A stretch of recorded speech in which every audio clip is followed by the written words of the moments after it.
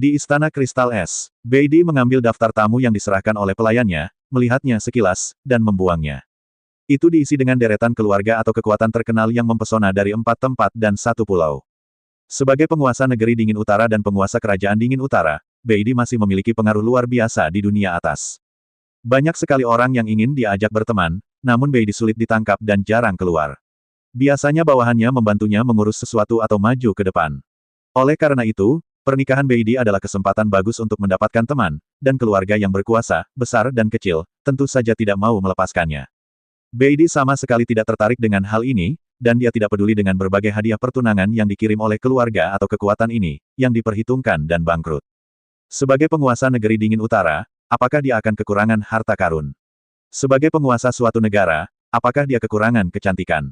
Apakah ada hal lain? Beidi berkata dengan sedih, jelas orang yang tergila-gila ini belum bisa melupakan kematian Duan Liangchen.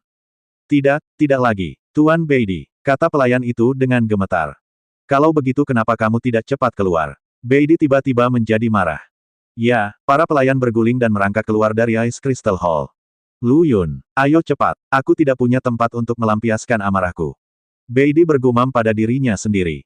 Pernikahan ini, yang menimbulkan sensasi di seluruh dunia atas, awalnya palsu. Tujuannya adalah untuk menarik keluar Lu Yun, dewa dan iblis, dan membunuhnya. Memenuhi rencana yang diberikan kepadanya olehnya. Kamu tidak punya rencana apapun. Kenapa kamu tidak memintaku datang dan mati? Di sebuah kedai minuman di ibu kota Kekaisaran Han Utara, tempatnya berantakan.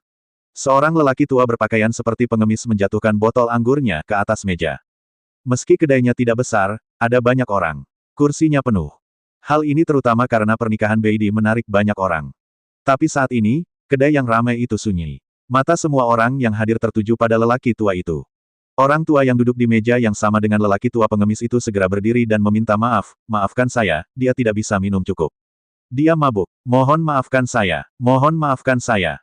Kamu mabuk. Pulang saja. Kenapa kamu membuat masalah di sini? Kamu mengganggu kenikmatan minum tuanku. Sekilas dia tampak seperti playboy yang tidak berpendidikan, katanya. Saat dia memimpin, tamu-tamu lain juga mengungkapkan ketidakpuasan mereka. Melihat situasinya semakin buruk, pemilik kedai buru-buru keluar untuk membereskan keadaan. Dua orang tua, kamu hampir cukup minum. Pulanglah. Pemilik kedai telah memberikan perintah penggusuran dengan sangat bijaksana, tetapi pengemis tua itu sepertinya sengaja berperan sebagai pembela setan dan duduk kembali. Siapa bilang aku mabuk? Aku bahkan tidak mabuk. Kalian berdua, tidak tahu malukan, kata pemilik kedai itu sambil membuang senyumnya. Saat ini, pelayan di toko perlahan mendekat ke sini. Seorang lelaki tua lainnya buru-buru berbicara, penjaga toko. Dia memang seperti ini, dia memiliki temperamen yang sangat aneh. Mohon bersabar. Orang tua itu mengangkat tangannya lagi kepada orang-orang yang hadir, saya telah mengganggu kesenangan semua orang. Saya di sini untuk meminta maaf kepada Anda. Saya akan membayar semua konsumsi malam ini. Semuanya, minumlah sepuasnya. Sejak itu, episode kecil ini telah berlalu. Orang tua itu duduk kembali di bangku dan menatap pengemis tua itu dengan marah, Lao Xiao. Karena kamu di sini, itu berarti kamu masih merindukan muridmu.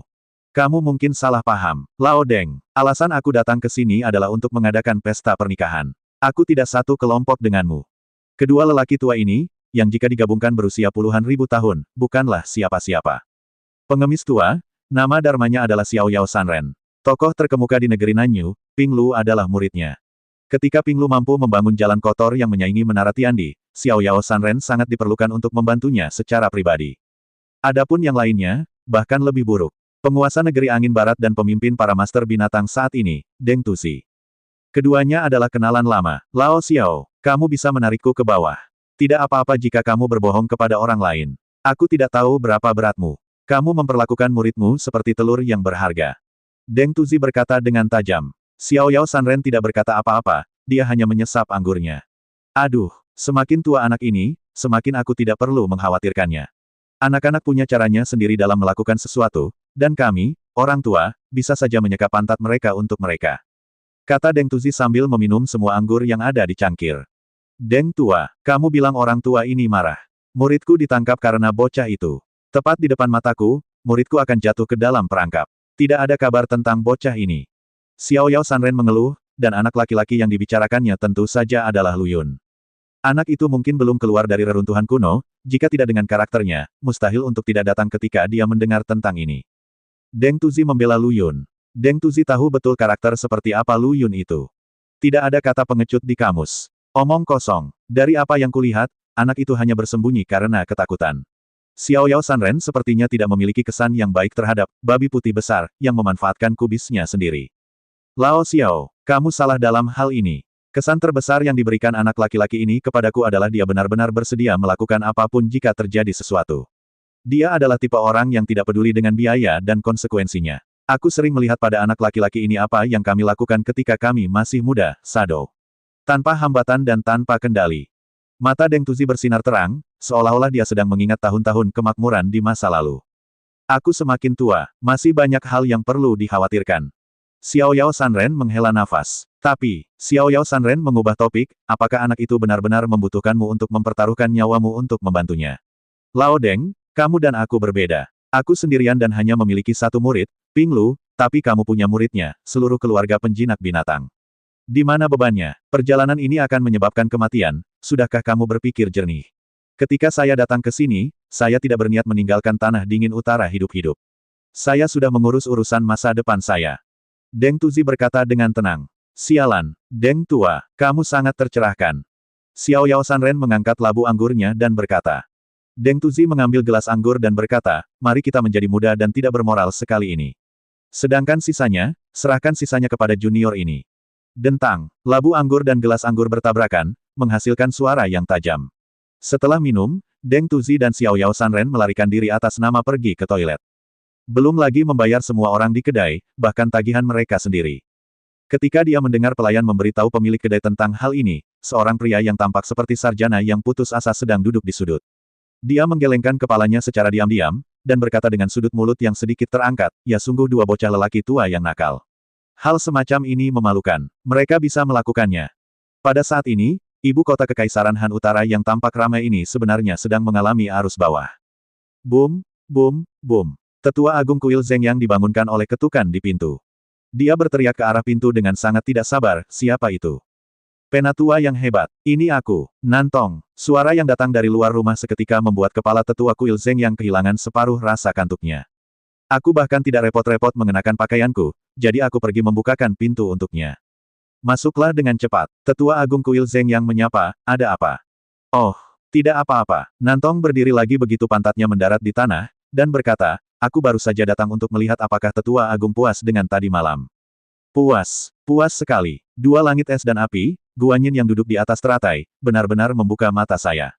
Tetua Agung Kuil Zeng yang berkata seperti orang desa yang baru saja memasuki kota. Selama kamu puas, aku menghabiskan sepanjang malam ini dengan perasaan sangat cemas. Aku khawatir mereka tidak akan bisa melayani Tetua Agung dengan baik. Hatiku masih tenang, berdetak sangat keras sekarang. Nantong menekankan tangannya ke dada dan berkata. Terlebih lagi, Kakak Nan, bukankah aku sudah memberitahumu tadi malam? Lebih baik jangan terlalu ramah. Aku kera api, panggil aku Huo Lao atau Ape Lao. Tidak masalah. Kata sesepuh Agung Kuil Zeng Yang. Kalau begitu aku lebih memilih bersikap hormat daripada menuruti perintahmu. Tuan Huo. Nantong berkata sambil tersenyum. Oke, Saudara Nan. Huo Yuan tertawa dan berkata, saya sudah berada di sini selama sehari, bukankah saya juga harus mengunjungi Beidi? Tidak perlu. Nantong melambaikan tangannya dan menjelaskan, sebagai Tuan Huo, bagaimana Anda bisa menjadi seperti kekuatan kecil itu? Anda mewakili Kuil Zeng Yang. Tunggu saja sampai hari itu, dan Anda bisa maju. Saat itu, tidak hanya bisakah kamu ini akan menjadi kejutan bagi Lord Beidi dan kejutan bagi semua tamu yang hadir. Kedatanganmu pasti akan membuat seluruh penonton tersulut. Nantong berbicara dengan sangat jelas sehingga Huo Yuan merasa sedikit terbawa suasana saat mendengarnya. Apakah ini benar-benar terjadi? Tentu saja tidak.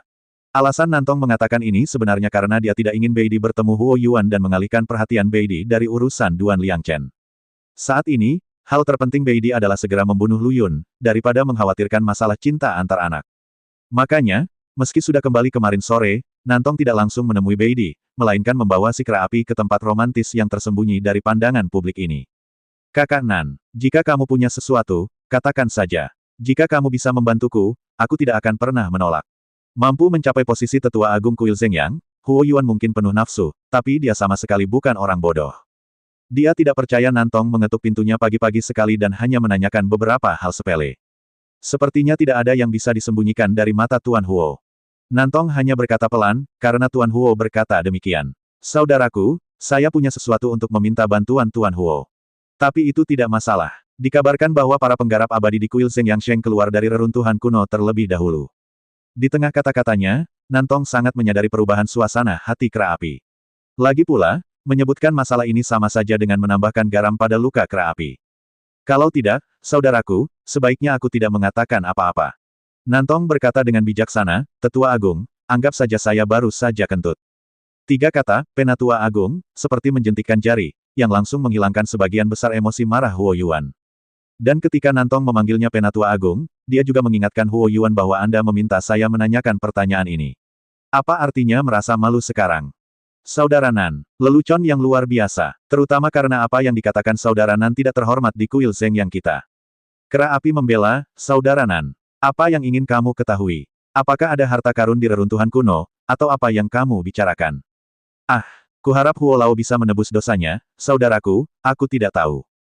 Nantong seperti anak kecil yang melakukan kesalahan, dan dia berkata dengan nada meminta maaf. Melihat ini, Huo Yuan segera melambaikan tangannya, mereka yang tidak tahu tidak bersalah. Saudara Nan, jangan dianggap serius, katakan saja dengan berani. Saudaraku, aku ingin tahu, apakah ada muridmu yang melihat siapa yang membunuh Duan Liangchen, orang kepercayaan Bei di kita? Kata-kata Nantong langsung membawa pikiran kera api kembali ke malam sebelum dia berangkat dari Pulau Zhongzhou ke Tanah Beihan. Pada dini hari, Kepala kuil mengadakan pertemuan darurat, dan semua yang hadir adalah tetua kuil Zeng Yang. Tentu saja kera api juga termasuk. Tujuan diadakannya pertemuan ini adalah untuk mengatakan satu hal, semua murid dari tetua kedua meninggal di reruntuhan kuno, dan semua tablet yang tersisa di aula dupa hancur berkeping-keping. Setelah mendengar ini, Huo Yuan diam-diam merasa senang. Bagaimanapun, ini jelas merupakan pukulan besar bagi garis keturunan tetua kedua. Lagi pula, kita kehilangan 2 master tingkat tua. Namun apa yang dikatakan tetua kedua selanjutnya membuat monyet api tidak senang. Seorang murid terkenal menggunakan metode rahasia untuk mengatakan sesuatu sebelum dia meninggal, Lu Yun. Lu Yunlah yang membunuh kita. Orang suci ada di tangannya. Dia iblis. Penatua, balas dendam kita. Lu Yun, nama ini sudah tidak asing lagi bagi Huo Yuan. Dia pernah mendengarnya dari salah satu muridnya. Dia berkata bahwa murid ini adalah orang yang memiliki koneksi yang baik, tetapi dia masih memiliki kekuatan. Dia menyatakan, seorang anak laki-laki bernama Lu Yun merampok peti harta karun mereka, dan dia juga memiliki api yang aneh. Lao Huo, suara tetua agung, membawa kembali pikiran mengembara kera api. Setelah mengumpulkan pikirannya, Huo Yuan melirik Nantong dan mendapat ide di benaknya, dia ingin meminjam pisau untuk membunuh seseorang. Gunakan pedang Beidi untuk membunuh Lu Yun dan merebut kembali orang suci. Pada saat itu, jika dia membawa orang suci itu kembali ke kuil Zeng yang sendirian, dia pasti akan mendapat perhatian dari guru kuil. Ditambah dengan cedera serius pada vitalitas tetua kedua, kuil Zeng yang pasti akan mampu sepenuhnya menghilangkan kebiasaan lama, menyelesaikan reformasi, dan mengantarkan kehidupan baru. Setelah mengambil keputusan, Huo Yuan berseru, Lu Yun. Lu Yun yang melakukannya. Mendengar nama ini, tubuh Nantong membeku, Lao Huo. Apakah kamu yakin, benar-benar Lu Yun yang melakukannya? Aku yakin, dialah yang melakukannya. Itu dia, anak laki-laki bernama Lu Yun. Oke, Lu Yun yang luar biasa. Kali ini kita akan menyelesaikan dendam lama dan baru bersama-sama. Monyet api, kakak Nan juga punya dendam terhadap Lu Yun. Ada dendam, bukan hanya dendam, ada juga pertumpahan darah. Seluruh negeri dingin utara memiliki dendam terhadap Lu Yun.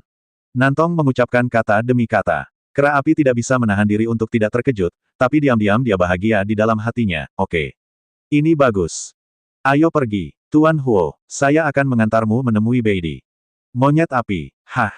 Bukankah kamu setuju untuk menunggu sampai hari besar Beidi sebelum mengizinkanku bertemu Beidi? Rencananya tidak bisa mengikuti perubahan.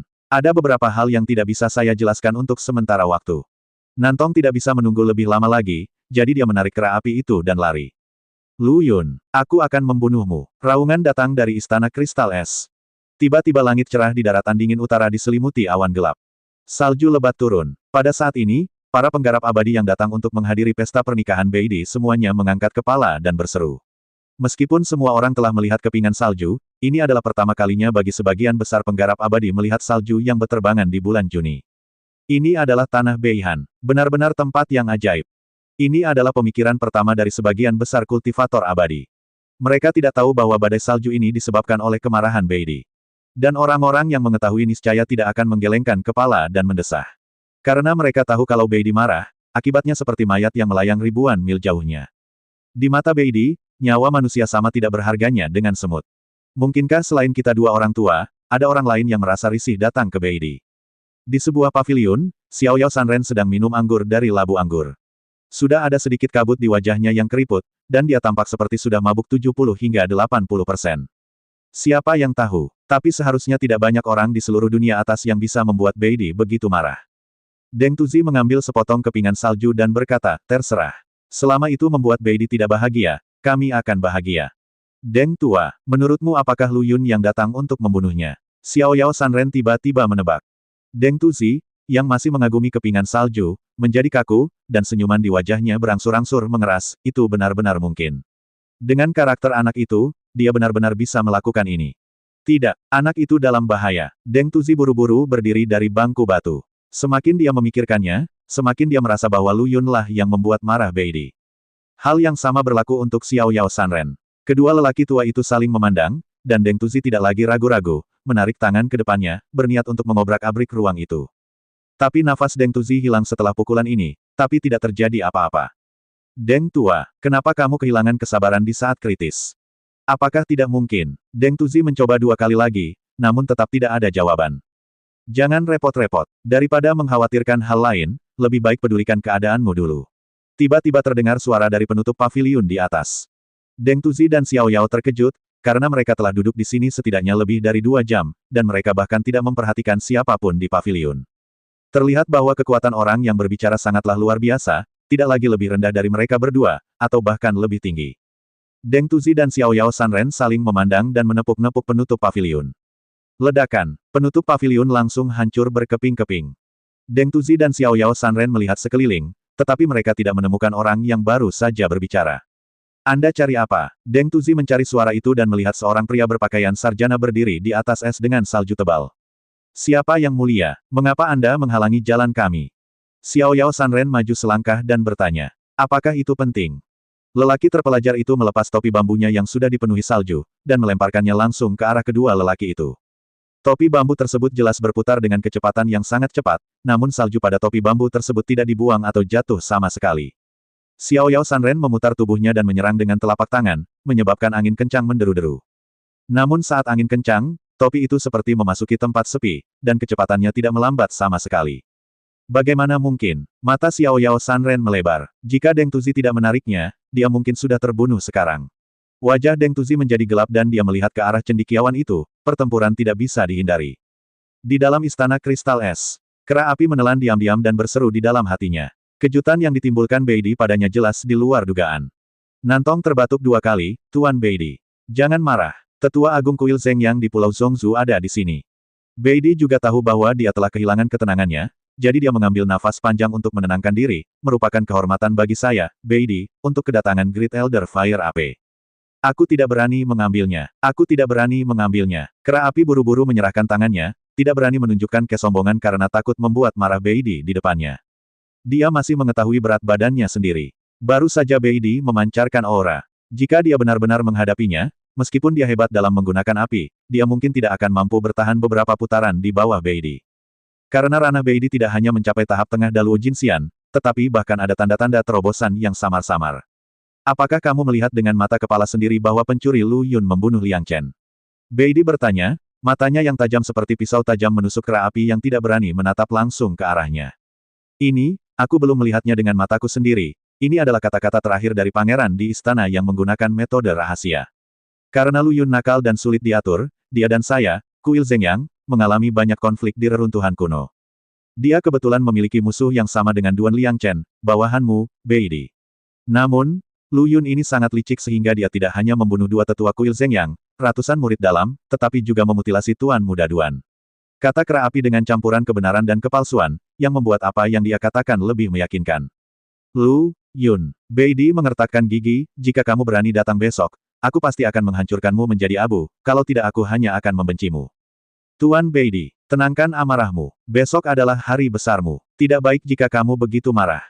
Nantong membujuk. Beidi memandang Nantong. Hanya dengan satu pandangan, Nantong mengerti maksud pihak lain. Dia berbisik kepada kera api di sebelahnya, Lao Huo. Saudaraku, ada sesuatu yang ingin aku jelaskan kepada Tuan Beidi. Kenapa kamu tidak menunggu dulu? Dia olah samping. Huo Yuan juga seorang yang penuh semangat, dia menundukkan tangannya ke arah Beidi dan pergi bersama para pelayan yang maju untuk memimpin jalan. Tuan Beidi, apakah ada yang perlu saya jelaskan? Saat ini, hanya Beidi dan Nantong yang tersisa di Istana Kristal Es. Nantong, setelah kamu selesai mengatur para tetua agung kuil Zhengyang, pergilah dan gunakan keahlian khususmu pada teman-teman Lu Yun. Aku ingin bajingan Lu Yun itu mati di bawah pedang teman-temannya. Beidi mengepalkan tangannya dan berkata dengan mata berkaca-kaca. Ya, Tuan Beidi. Nantong setuju, apakah kamu yakin bajingan itu pasti akan datang besok?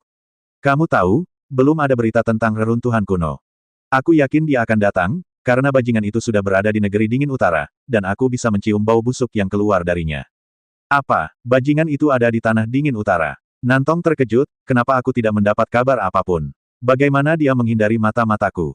Perlu Anda ketahui bahwa sebagai penyalur berita nomor 1 di dunia atas, informan Tiandilou tersebar di seluruh kalangan atas, terutama di wilayah Beihan tempat Tiandilou bermarkas. Selama Nantong ingin tahu, bahkan kelahiran babi di desa perbatasan pun, dia bisa melakukannya. Dan kata-kata Beidi selanjutnya membuat Nantong merinding di sekujur tubuhnya. Lu Yun tidak hanya berada di tanah Beihan, tapi juga di ibu kota kerajaan Beihan, tepat di depan kita. Meski Nantong tidak percaya dengan apa yang didengarnya, Beidi tidak pernah berbohong padanya, apalagi tentang musuh bebuyutannya Lu Yun. Rasa frustasi muncul di hati Nantong. Bagaimanapun, dia berpengetahuan luas dan tahu segalanya. Dan dia bangga akan hal itu, tapi sekarang kelakuan Lu Yun sama saja dengan merobek labelnya, melemparkannya ke tanah dan menginjaknya. Tuan Beidi, beritahu aku di mana Lu Yun sekarang, dan aku akan pergi menangkapnya untukmu sekarang juga. Beidi, yang sangat membenci Lu Yun, menggelengkan kepalanya dengan tidak normal saat ini, membunuh bajingan seperti ini sungguh terlalu mudah baginya. Aku tidak hanya ingin dia melihatku menikahi wanitanya, tapi aku juga ingin darahnya menambah sentuhan indah pada pernikahanku. Pada akhirnya, dia mati dalam keputusasaan di tangan pendamping yang ingin dia selamatkan, ia tidak akan pernah mati dengan mata tertutup. Hanya dengan cara ini aku bisa menghilangkan kebencian di hatiku. Tuan Beidi bijaksana. Mendengar ini saja sudah membuat Nantong merasa banyak orang ingin segera melihat pemandangan ini. Berhasil atau tidaknya kamu besok tergantung padamu, Nantong. Jangan khawatir, Tuan Beidi, aku pasti tidak akan mengecewakanmu. Beidi mengangguk, turun. Nantong meninggalkan Istana Kristal Es tanpa menoleh ke belakang. Lu Yun, kamu adalah belalang setelah musim gugur, coba saya lihat berapa lama kamu bisa melompat. Beidi memandang langit kelabu di kejauhan dan berkata. Nantong, yang keluar dari Istana Kristal Es, ingin langsung pergi ke aula samping tempat 4 orang Long Canon di penjara, tetapi setelah memikirkannya, dia tidak dapat melakukannya selama 1 atau 2 jam setelah menyelesaikan rahasianya, teknik mengusir jiwa dan menyerap jiwa. Tidak baik membiarkan Huo Yuan menunggu terlalu lama. Bagaimanapun, ini adalah tamu terhormat yang dia undang, dan dia juga ketua tetua kuil Zhengyang. Agak tidak masuk akal membiarkan orang lain nongkrong di aula samping, biarkan sendirian di hari bencana, mungkin akan ada kerjasama antara kedua pihak. Jika hubungan menjadi jalan buntu saat ini, lebih banyak ruginya daripada manfaatnya. Kaki yang diinjak diambil kembali oleh Nantong, dan dia berbalik dan pergi ke aula samping lainnya. Saudara Nan, kera api melihat sosok itu masuk dan bergegas maju untuk menyambutnya. Aku membuat Huo Lao menunggu begitu lama. Maaf, maaf.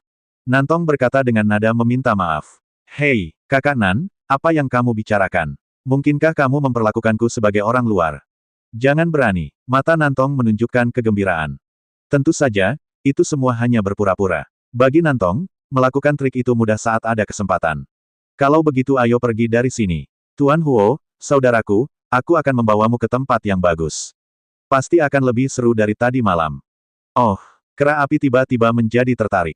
Dia harus mengakui bahwa meskipun dia lebih tua, dia sangat menyukai kenyataan bahwa seorang pria mencintai seorang wanita. Apalagi dengan kecantikan menawan dalam pelukannya, menghirup suasana awet muda yang terpancar dari tubuh mereka, kera api selalu memiliki pengalaman untuk kembali ke masa jayanya. Melihat ekspresi tidak sabar di wajah Huo Yuan dan cahaya nafsu di matanya, Nantong sedikit mengangkat sudut mulutnya dan berkata dalam hatinya, tetua agung kuil Zhengyang ini tidak lebih dari itu.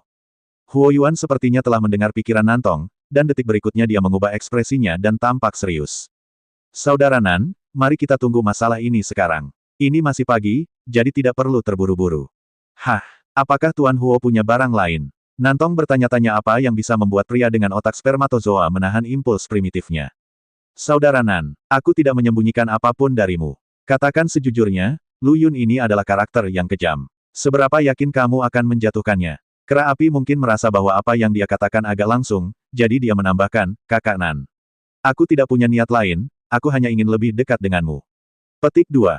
Setelah mendengar bagian pertama kalimatnya, sejujurnya, Nantong benar-benar marah. Ini benar-benar penghinaan terhadap Beidi dan seluruh negeri Beihan. Namun mendengar apa yang ditambahkan Huo Yuan kemudian, kabut di antara alis Nantong langsung hilang. Apa maksud Anda, Tuan Huo? Saudara Nan, hanya berdasarkan hubungan antara kamu dan aku tidak bisa melakukan sesuatu begitu saja. Terlebih lagi, musuhmu kali ini juga akan menjadi musuhku di kuil Zhengyang. Huo Yuan mengubah topik, tetapi Saudara Nan, kamu harus memberitahuku satu hal dengan jelas. Akankah Lu Yun benar-benar muncul di pernikahan Beidi besok? Pasti dan pasti. Sebelum dia selesai berbicara, Nantong sudah memberikan jawabannya. Jadi yakin, itulah kenapa aku sangat yakin, bajingan Lu Yun itu pasti akan muncul. Nantong memandang kera api dengan mata cerah. Oke, Kakak Nan, aku percaya padamu. Kirim pesannya kembali sekarang dan minta orang-orang datang. Kami pasti akan menangkap Lu Yun besok. Jika Anda butuh sesuatu, tanyakan saja pada Tuan Huo, dan saya akan menyiapkannya untuk Anda. Meskipun dia sangat yakin dengan jaring yang dipasang oleh Beidi, bukankah lebih aman dengan asuransi kuil Zhengyang? Aku tidak akan mengganggumu dengan ini, Kak Nan. Aku sudah mempersiapkan diri. Tapi, Huo Yuan berhenti berbicara di tengah kalimat, dan menatap Nantong dengan tatapan, kamu tahu.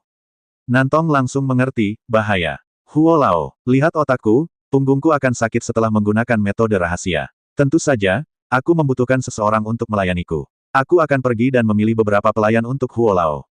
Kakak Nan mengerti aku. Aku tidak butuh apa-apa lagi, hanya pelayan yang membawaku ke aula samping tadi saja sudah bagus. Kata kera api dengan ekspresi penuh di wajahnya. Mudah untuk berbicara. Tuan Huo, mohon sibuk dulu, dan saya akan segera mengaturnya untuk Anda. Nantong berkata sambil menangkupkan tangan, diam-diam mengumpat di dalam hatinya, orang tua mesum. Lalu dia meninggalkan aula samping. Di luar aula, seorang wanita mengenakan sutra tipis berdiri dengan tenang di bawah salju tebal. Kulit putihnya berpadu mulus dengan bumi putih yang luas, seolah diukir dari es, indah sekali. Tidak heran jika kera api masih ada. Sekalipun ditempatkan di seluruh alam atas, ia tetap merupakan embrio kecantikan. Layani orang tua jahat itu dengan baik, dan manfaatnya akan menjadi milikmu. Ya, Tuan, pelayan itu membungkuk sedikit, apakah ini masih metode lama?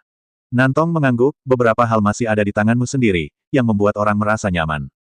Setelah mengatakan itu, Nantong menghilang ke dalam salju putih tanpa meninggalkan satupun jejak kaki. Di gerbang kuil yang ditinggalkan di pinggiran ibu kota kekaisaran, seorang biksu bertopi bambu perlahan membuka gerbang bobrok dan masuk. Lantai di dalam candi sudah tertutup lapisan salju tebal yang semuanya masuk dari lubang atap candi. Amitabha, biksu itu memberi hormat pada patung Buddha yang tertutup salju, melepas topi bambunya, dan menunjukkan ekspresi mata Vajra yang marah. Dengan hentakan lembut kakinya di tanah, salju di kuil itu langsung tersapu. Perjalanan ini akan membawa bencana, tapi jika kita bisa memberantas kanker di tubuh dewa dan iblis, semuanya akan sia-sia. Saat dia berbicara, biksu itu duduk bersila di atas kasur yang dingin dan keras dan membacakan kitab suci. Tiba-tiba cahaya Buddha muncul di kuil bobrok, dan bayangan para dewa dan Buddha berdiri. Di hutan bambu hijau di Pulau Zhongshu.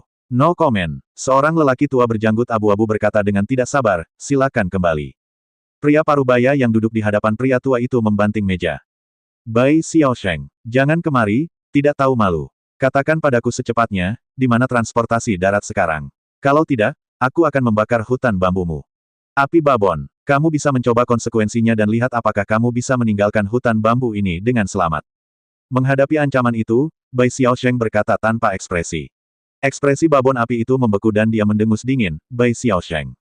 Kamu seharusnya tahu lebih baik dari siapapun kapan hari bencana akan tiba. Sekarang kamu menyinggung kuil Zhengyang kami karena seorang anak laki-laki. Kamu tidak menyadarinya. Ini sangat sulit. Tetua kedua kuil Zhengyang, babon api, memutuskan untuk bersikap lembut. Saya telah hidup selama ratusan ribu tahun. Saya sudah cukup hidup. Bai Xiaosheng berkata dengan ekspresi acuh tak acuh. Anda, babon api juga tidak berdaya karena kekurangan minyak dan garam Bai Xiaosheng. Tiba-tiba tubuhnya membeku, dan kemudian dia berteriak keras, haha. Bai Xiaosheng, jika kamu tidak memberitahuku, bukankah aku tidak ada hubungannya? Ayo pergi. Babon api itu melambaikan tangannya dan meninggalkan hutan bambu bersama para murid dan tetua kuil Zhengyang. Bai Xiaosheng bingung dan hendak menghitung dengan jarinya, tetapi disela oleh suara yang datang dari hutan bambu, Bagua tua. Kamu tidak menginginkan hidupmu. Beranikah kamu memprediksi masa depan tubuh dewa dan iblis? Petik 2. Aku tidak bisa mengendalikan begitu banyak sekarang. Bocah kulit hitam masih bersama Lu Yun. Jika terjadi sesuatu, bocah kulit hitam juga akan terlibat. Bai Xiaosheng mulai menghitung saat dia berbicara, menggumamkan kata-kata, tangannya tampak bergerak-gerak, dan dia terus melakukan beberapa gerakan yang tidak diketahui. Puff! Seteguk darah muncrat dari mulut Bai Xiaosheng, dan wajahnya yang sudah tua langsung menjadi lebih dari 10 tahun lebih tua. Gosip lama, kamu benar-benar tidak menginginkan nyawamu. Kamu bahkan menggunakan esensi hidup dan darahmu. Gou Sheng, yang diam-diam menunggu hasilnya, berteriak.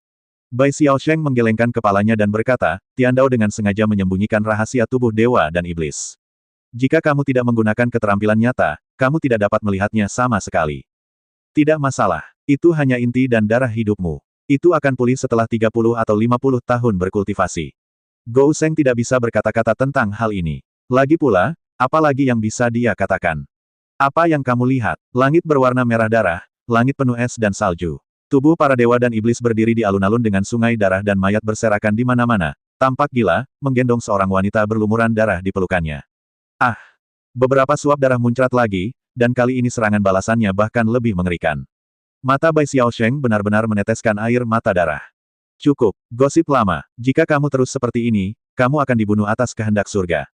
Bai Xiaosheng terengah-engah, hampir kelelahan, Gou Sheng. Pergi, ke tanah Beihan. Cepat pergi. Tapi kamu, Gou Sheng memandang Bai Xiaosheng yang sedang mengertakkan gigi dan ragu-ragu. Aku baik-baik saja, Pak Tua. Dan aku masih menunggu orang yang ditakdirkan di sini. Kita tidak bisa meninggalkan hutan bambu ini sekarang. Keselamatan kedua anak kita bergantung padamu. Bai Xiaosheng menguatkan dirinya, mengeluarkan 2 botol, 1 hitam dan 1 putih, dari cincin penyimpanan, dan mendorongnya ke sisi Gou Sheng. Gosip lama, apa yang kamu lakukan? Kamu pikir aku ini siapa, Gou Sheng? Gou Sheng mendorong kembali kedua botol itu, 1 hitam dan 1 putih. Berhentilah bersikap sentimental. Ini, sama sekali bukan untukmu. Botol hitam untuk Tuan Lu, dan botol putih untuk Tuan Hei. Kata-kata ini sepertinya menghabiskan seluruh kekuatan Bai Xiaosheng. Gou Sheng, menyingkirkan kedua botol itu, gosip lama. Saya harus pergi. Cepat, sudah terlambat. Bai Xiaosheng mengatakan sesuatu yang tidak diketahui artinya. Tapi setelah Gou Sheng meninggalkan hutan bambu, guntur ilahi jatuh dari langit. Apakah berita itu dapat dipercaya? Tanya Fire Babun pada tetua yang bepergian bersamanya. Tetua agunglah yang mengirim berita itu kembali ke kuil. Apa, itu dikirim kembali oleh lelaki tua dari kera api itu, jadi itu mungkin palsu. Kita berada di tempat yang miskin dan terpencil, dan ini hanya tipuan kecil dari lelaki tua dari kera api itu untuk meningkatkan kehadirannya. Babon api berkata bahwa dia akan berbalik dan kembali ke tempat dia datang. Tetapi menurut rincian kami menyusup ke dalam tetua agung, semua tetua dan murid dari faksi tetua agung telah dikirim. Tetua agung bahkan mengeluarkan perintah militer dan meminta kepada kepala istana senjata yang sebagian besar terdiri dari Ming Ciksu Tianyan. 12 potongan api binatang digunakan sebagai suplemen untuk membuat manik-manik api ilahi. Para tetua yang menyertainya melaporkan. Hal ini membuat babon api memutar tubuhnya kembali dan berpikir sejenak, semua orang mendengarkan perintah, dipimpin oleh Penatua Yu, dan segera pergi ke tanah Beihan. Sebagai saingan lama, babon api mengenal kera api yang memulai sehari lebih awal darinya. Keduanya telah bertarung secara terbuka dan diam-diam selama ribuan tahun, dan mereka sangat mengenal satu sama lain. Meski Huo Yuan biasanya ceroboh dan penuh nafsu, dalam menghadapi peristiwa besar, ia selalu mengutamakan kepentingan kuil Zhengyang. Tindakan yang begitu besar, kali ini 9 dari 10 adalah nyata. Tetua kedua, kamu, Penatua Yu yang menemaninya ragu-ragu untuk berbicara. Aku akan segera tiba, dan lelaki tua kera api itu meminta manik api ilahi dari istana. Tentu saja aku tidak boleh ketinggalan bersamanya. Mata babon api bersinar terang. Tetua kedua, apakah Anda akan menandatangani perintah militer dengan penguasa istana? Dangkal, apa hebatnya mutiara api ilahi? Saya ingin menggunakan peninggalan master generasi pertama kuil Zhengyang kita. Ini pasti bisa mengalahkan tetua pertama. Tetua Yu segera berlutut dan berkata, tetua kedua bijaksana. Para murid dan tetua di belakangnya juga berteriak, Penatua kedua bijaksana. Penatua kedua bijaksana. Selain itu, babon api juga memiliki gagasan lain, yaitu 2 biksu dari Donglai yang datang ke kuil untuk mendapatkan kitab suci belum lama ini. Meskipun kebijaksanaan lelaki tua itu biasa-biasa saja, para beku yang bersamanya memiliki kebijaksanaan yang cukup besar. Mereka bahkan mencapai resonansi dengan relik guru kuil kedua di Aula 10.000 Buddha. Babon api berencana membawa kedua orang ini ke sini untuk menunjukkan kepada mereka kekuatan kuil Zhengyang. Pertama, memiliki efek jera, dan kedua, mereka ingin membawa kedua orang ini ke bawah kuil Zhengyang. Karena Lu Yun, dia kehilangan 2 jenderal di bawah komandonya, dan dia perlu menambah kekuatan tempurnya. Dan semua ini terdengar jelas oleh Gou Sheng yang mengikutinya, alisnya menegang, sepertinya perjalanan ini tidak mudah. Kuil Zhengyang tiba-tiba mengeluarkan mutiara api ilahi dan peninggalan generasi pertama Master Kuil. Petik 2. Tapi siapa yang memintaku mengambil alih pekerjaan kotor ini? Gou Seng melirik botol hitam putih di tangannya, dan segera menuju Korea Utara tanpa ragu-ragu. Namun saat ini, negeri dingin utara, yang diselimuti suasana meriah, tidak mengetahui bahwa sudah ada arus bawah yang melonjak. Semua orang di dunia atas memusatkan perhatian mereka pada tempat terpencil ini. Dia tampak seperti akan menghadapi badai.